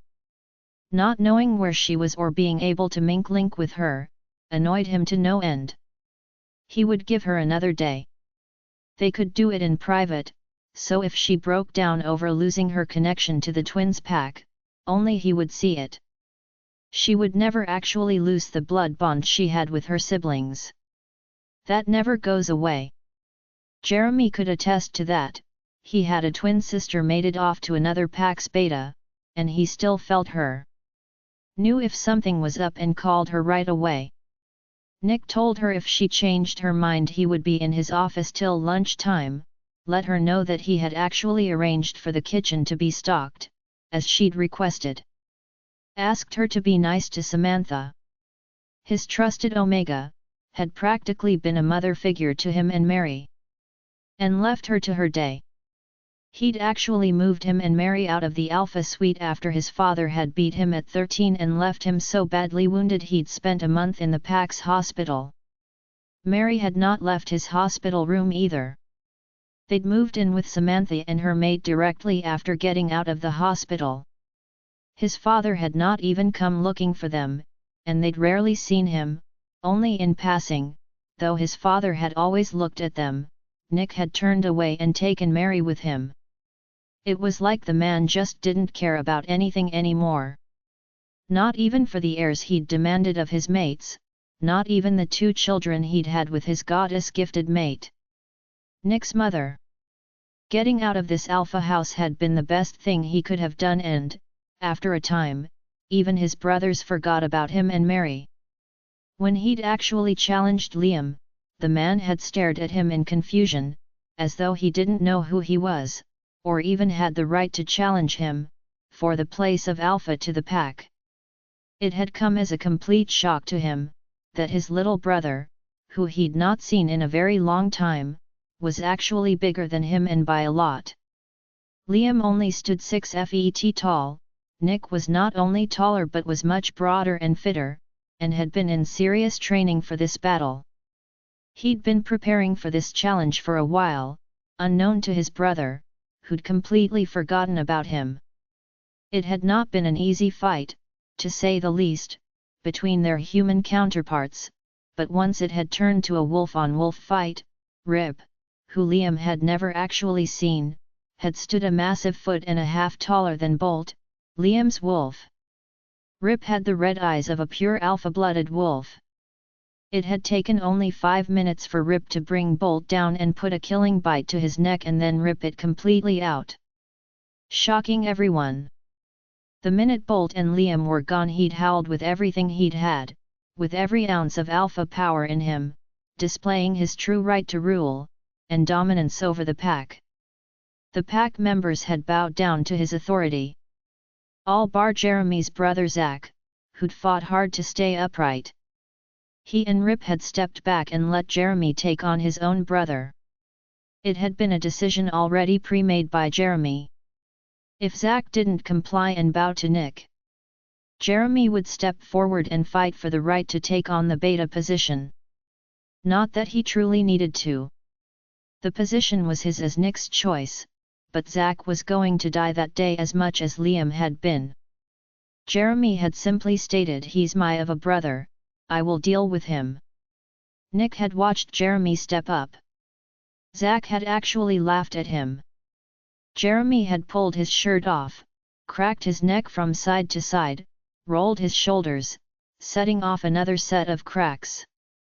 Smiled right at Zach and simply waved him forward without a word. Nick actually recalled the moment quite vividly.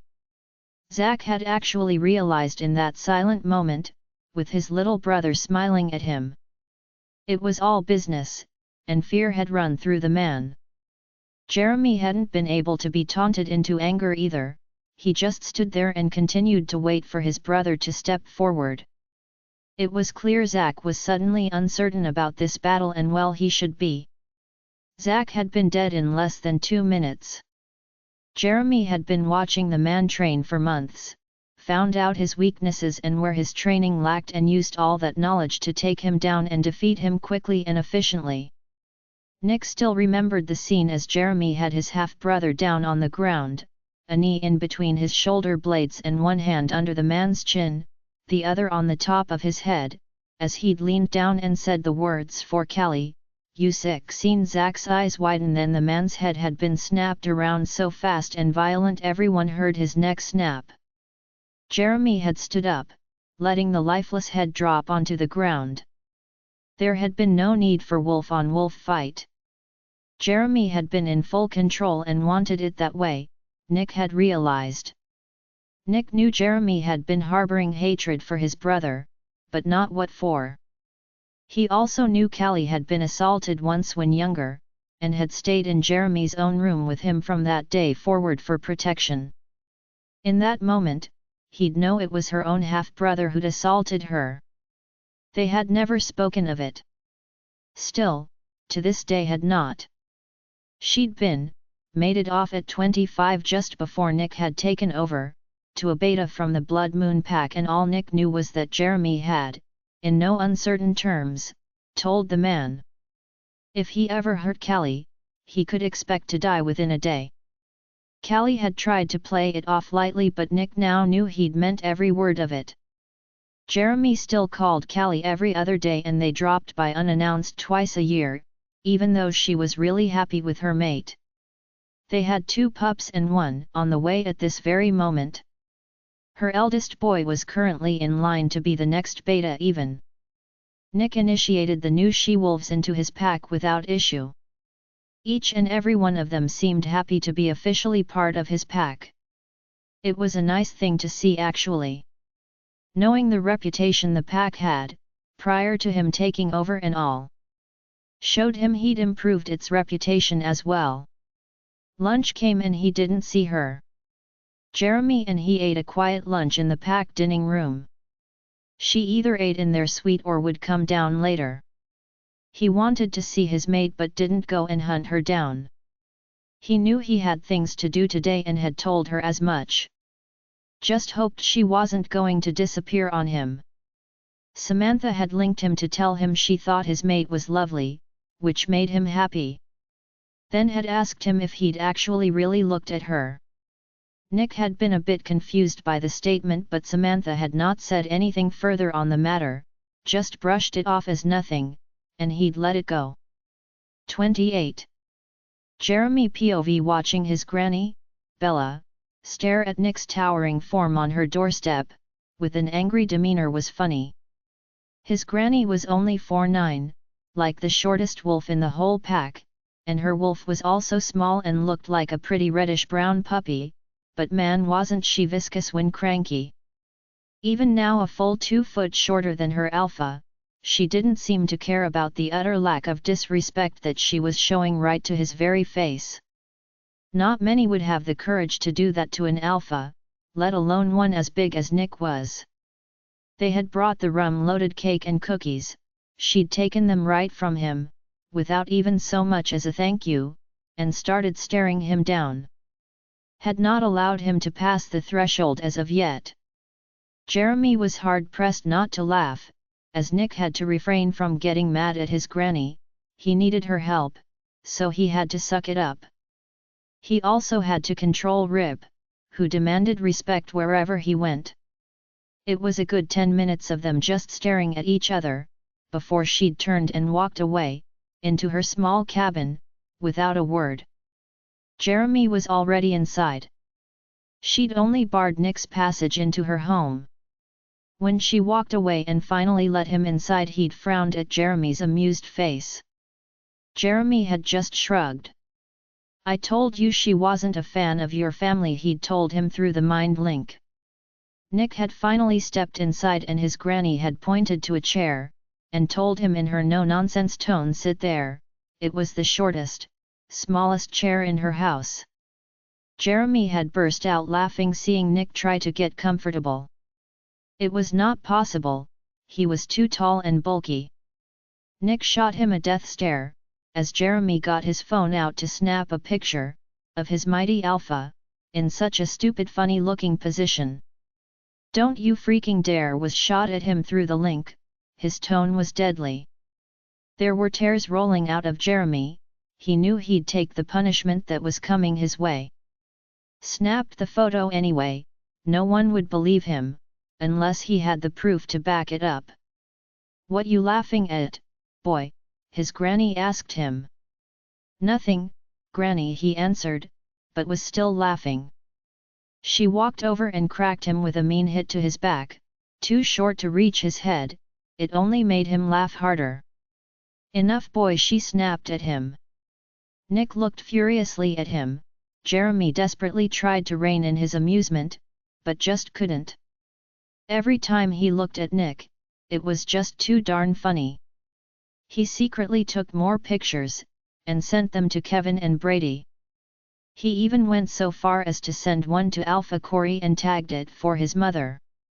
The phone was on the chair next to him, he'd had to turn it to the "Do Not Disturb" mode, so Nick wouldn't hear its constant buzzing, and he was trying not to laugh at the comments, flying at him from everyone.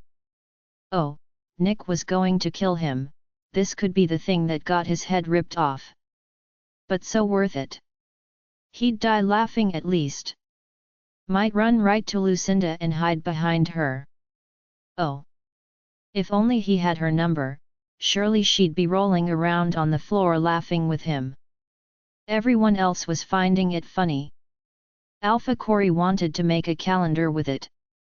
Jeremy thought it was a great idea, a good gift for him, at the Luna ceremony.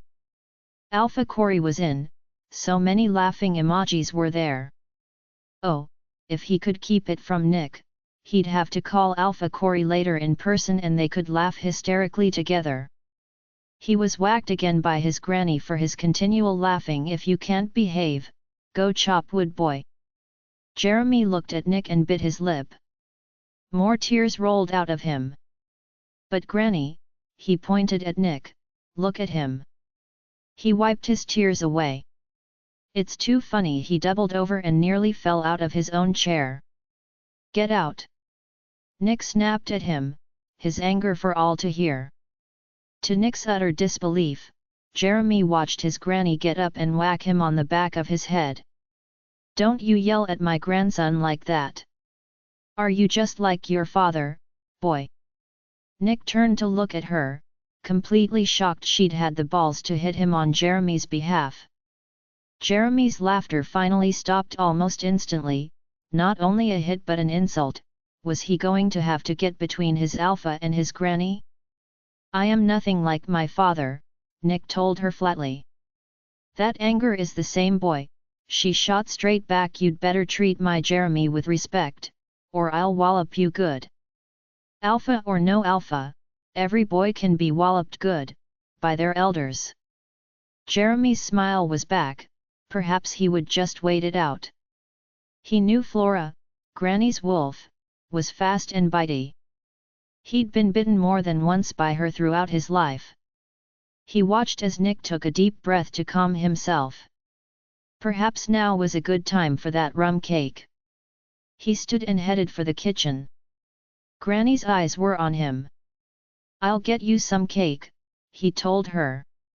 She nodded and turned back to Nick, who really did look like an overgrown human in a kiddie chair.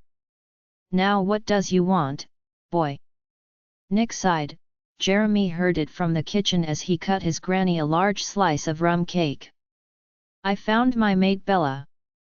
I heard your message. She waved a hand at him. What's that got to do with me? She accepted the cake from Jeremy and her eyes lit up when she bit into it. Smiled right at him, he winked back at her.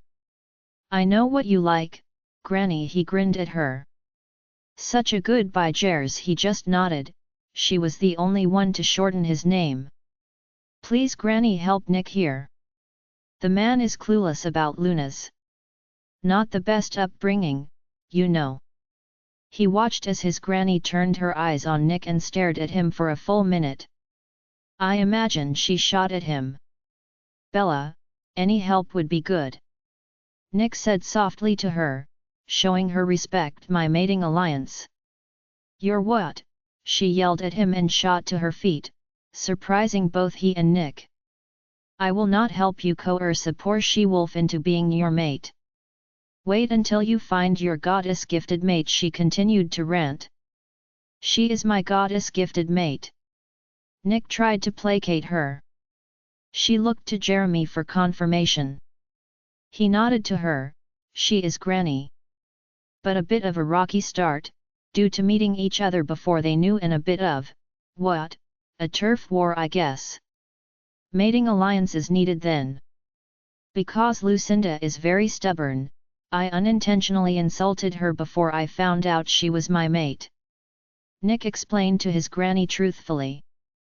What was the insult? Nick huffed. Jeremy smiled.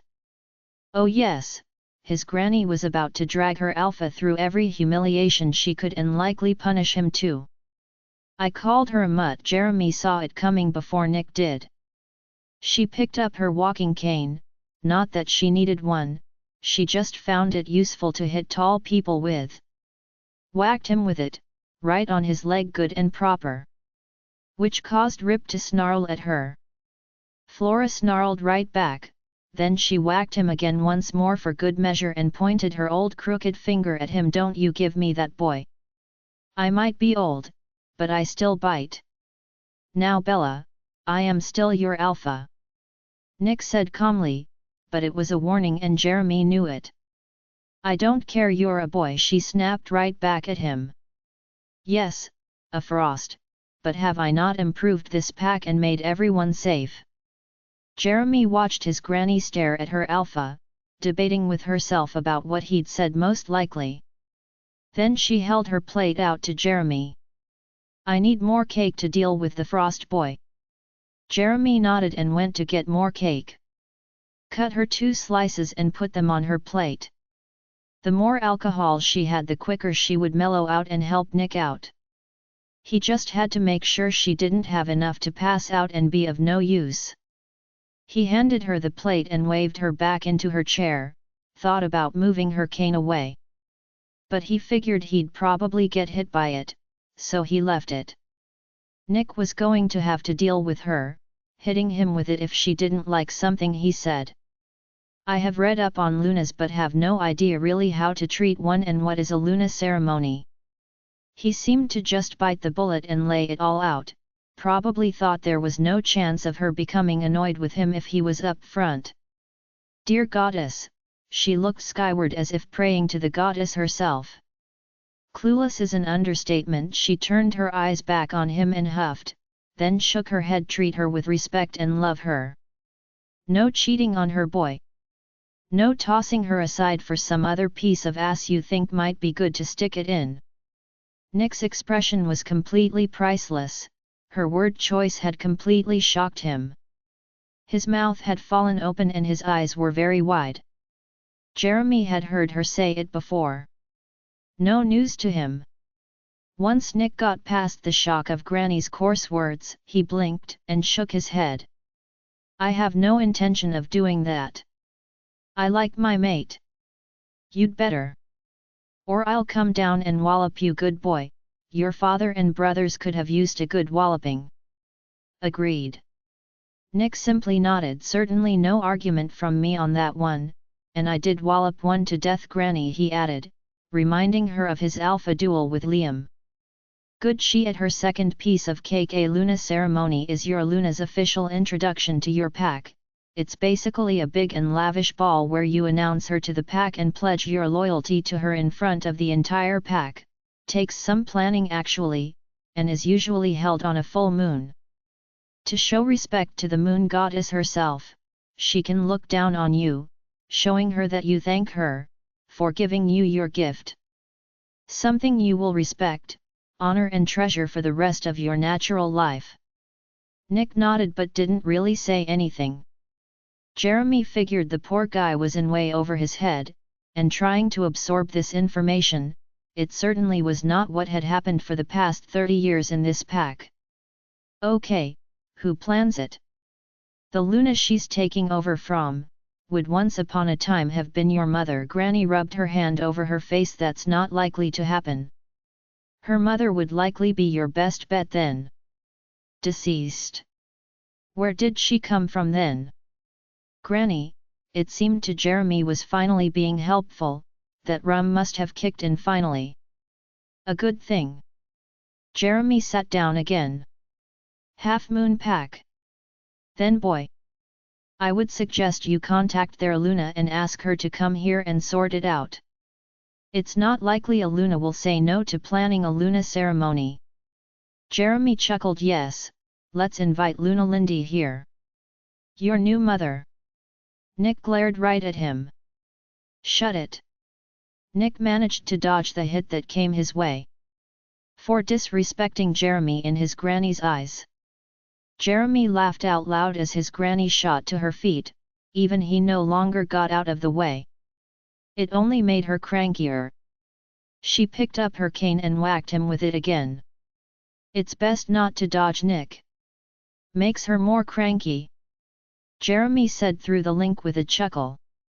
Old woman loves to hit, I see. Yab. He loved his granny and she was a good old wolf until you ticked her off, that was. New mother, she asked. I told her Alpha and Luna to treat her as they would their own child in order to get my mating alliance. Jeremy watched as his granny sat back down and stared at Nick very long and very hard, bit into her third piece of cake. UPD off her Luna, didn't you, boy? She forbid your mating, right? Yes, unintentionally, Bella. She shook her head and was snapping her fingers at Jeremy to gain his attention. Go to my room, boy. I have some of the pack's Luna library in there. Someone had to save those books from that burning them all. What? Both he and Nick asked at the same time. A long story, perhaps for another time. Go get the book, boy. It'll be titled The Luna Ceremony. Then she was waving him off in the direction of her small bedroom. Jeremy headed off to her room. There were books stacked neatly in the corner. They'd always been there, and though she had never stopped him from perusing them, he'd never thought of giving them to Nick. He'd never wanted a Luna, just an heir. There had been no point really. He found the book and collected it, walked back into the living area to find his granny had nodded off. 3 slices of rum cake too much, he thought, with a smile. He handed the book to Nick and grabbed the throw rug and covered her up with it. Time to go, Nick. Nick got up out of the chair. Poor BD was stiff and sore. I want that photo, he muttered to Jeremy as they headed back to the pack house. I don't know what you're talking about, boss, Jeremy snorted with laughter. It had been a nice day today and they had walked up here to Granny's house, a nice 1-hour stroll. Probably should have warned you about her smacking fetish. Would have been nice. Nick nodded, his head was already in the book. Jeremy could see the change in his friend, he did actually really like his mate. He did want to show her respect and have her as a valued member of the pack. Jeremy didn't see him treating her like his father or brothers, that was for sure. Lucinda was going to be good for this pack. Perhaps we could plan this, he murmured. I'd ask your new mother. Jeremy smirked. Copped a glare from Nick, but chuckled anyway. Maybe Samantha could help, he mused. Jeremy thought it would be much more amusing if Luna Lindy was here. Perhaps he would have a word with Lucinda on the side and get her to insist on the woman coming to help. Surely that would cause some fun or mischief even. A plan was brewing. The rest of the audiobook will be continued in the next episode. Join us on Patreon for early access or more great audiobooks, a link is provided in the video description.